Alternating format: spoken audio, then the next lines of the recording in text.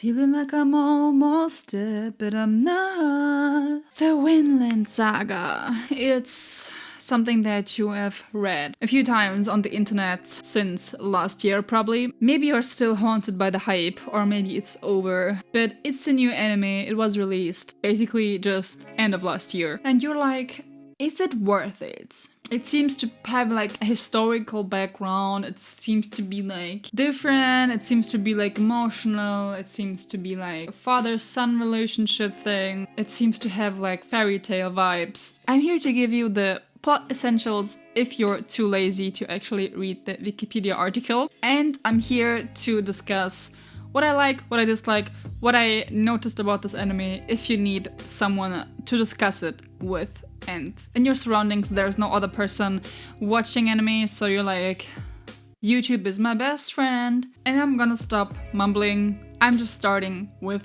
the content right now, starting with the plot. So the Vinland Saga, as I said, was released in 2019. Wait, this video is actually coming out in like 2021. So it's like not last year. I'm sorry!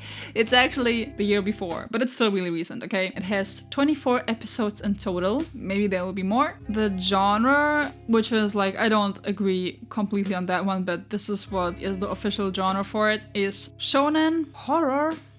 Why horror? I don't know, like, I mean, yeah, it has horrible content, but it's not really horror.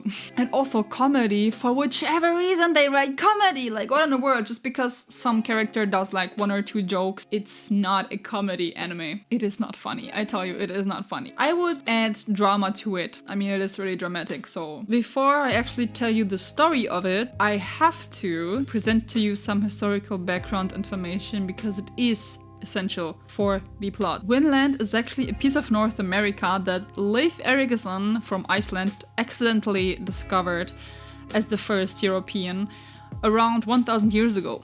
So he probably discovered it like before Columbus did even. To find out more about that, there are the Norse sagas, for example, which associate with Vinland as well. But the anime in general has a historical context, which is also presented in, for example, the invasion of the Vikings in England under Danish king Svein Forkbeard. The Danish names are probably like actually different, but I'm so sorry. Or the battles at the time. So that's to the historical background situation. Now the plot. 6-year-old Thorfinn. Thorfinn is a beautiful name. I like it. Lives in 1002 with his family in a small settlement on Iceland. Life there is not 100% easy, but it's at least worry-free. His father, Thors, probably the strongest human being that has ever existed on this planet, faked his death long ago in a battle of Norway to escape the Jom's Vikings. Here there's also a historical reference to Jom's Vikings, they really existed, and fled with his wife Helga to Iceland. His mom is actually a daughter of King Sigvaldis. I'm so fucking sorry, I'm so sorry. I don't know Danish, I don't know English Danish. If I pronounce any of those names hella wrong, I'm so sorry. Like, I'm really sorry. I feel so embarrassed, but I cannot help it. It's just, I don't know. Leif Erikson, so the historical person, is actually embodied by Thorfinn's grandpa's character,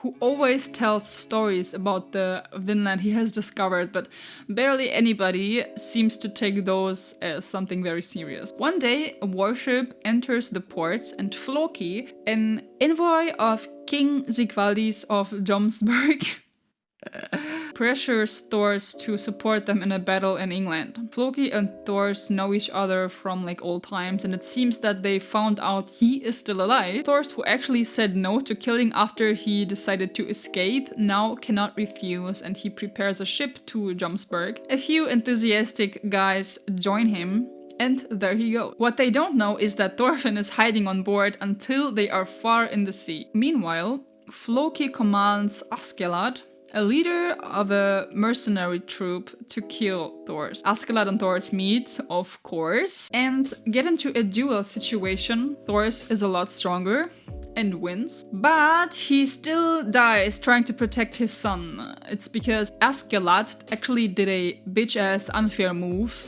by letting his archers kill him still, even though he won, which is really tragic for Thorfinn and really traumatizing. And he's actually forced to follow Askeladd, but he also decides to do this in order to kill him one day, because now former cute little Thorfinn is driven by revenge. Times are really not easy for Thorfinn, because he's actually treated like trash by Askeladd and his troop, so he learns to survive and to fight on his own, which is pretty incredible. And unfortunately, he turns more and more into a resentful, revenge-driven killer machine. Several years since then pass. Since then, Askeladd's troop attack and plunder a bunch of other villages and more. Around 1012, the goal of the Danish Vikings is to attack and occupy England. And Thorfinn is doing all the shit work for Askeladd, just so he can keep up his possibilities to kill him in a duel someday and just to keep his place next to him. But things get really tough. London seems to be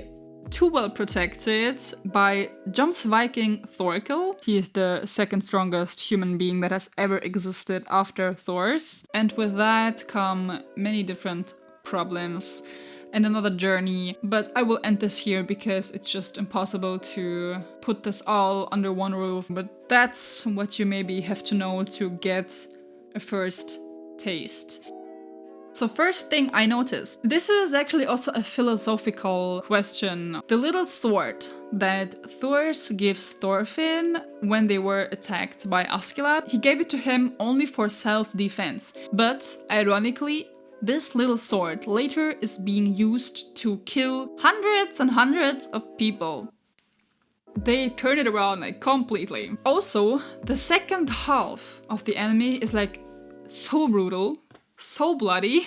I did not expect that at first. I mean, I was expecting some battles and some killed people here and there because it's like historical, the Vikings and all that, but it's like a lot. It's even disturbing because killing people in masses becomes a normality. It becomes a completely normal background program that's running all the time. It's also surprising and ironic that even the kids are playing games where the goal is always to kill somebody, like when they play fight games. You even hear like from Thorfinn's mouth when he is still young, like living with his family, you would hear phrases like, oh, we should maybe kill him or kill them, like it's okay to do so. But when his own father is killed, oh Jesus, nobody expected that. And also the second half of the anime turns into a completely different story. It's not what you expected at first, and it's maybe not even what you came for. The story in the first few episodes almost completely lost its meaning. So I feel like the story from the beginning got like off track. It's not that the story that comes later or the focus is bad or something, but it's just like it's not what I expected to see or maybe wanted to see. Sometimes I also felt like the second half kind of led nowhere really, because they kind of totally forgot Thorfinn's family, etc. It was like only about war and killing, which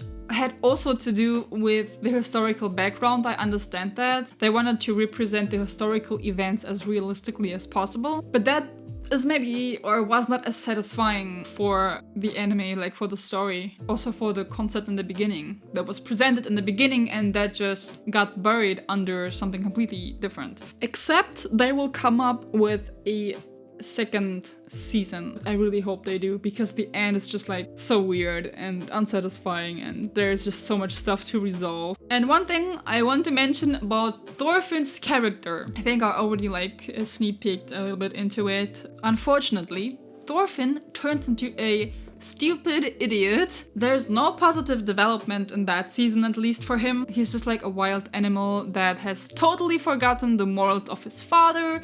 He does exactly what his dad would not want him to do, and it doesn't change until the very end of that first season. And I actually saw like many people complain about that. Like I read comments before I actually started this anime, and they were like, what happened to Thorfinn? What did you do to Thorfinn? He's such an idiot after episode 17 or 18. I was like, how bad can this be? I mean, but he really like, I just wish he was more intelligent and there would be more about him, because in the end, it's like so much about the other people. It's so much about Askeladd and his life, but who the hell cares about him? Like, it's not what I came here for. But as I say, it's not bad. It's just like not what I wanted to see at first. It's not what I associated the beginning with. Maybe that was also the goal. Who knows? Maybe they will resolve that one by second season as well. I really hope so. It sounds like I dislike this anime, which is not true. It's just that it needs a second season, else I'll be frustrated. And a really positive thing that actually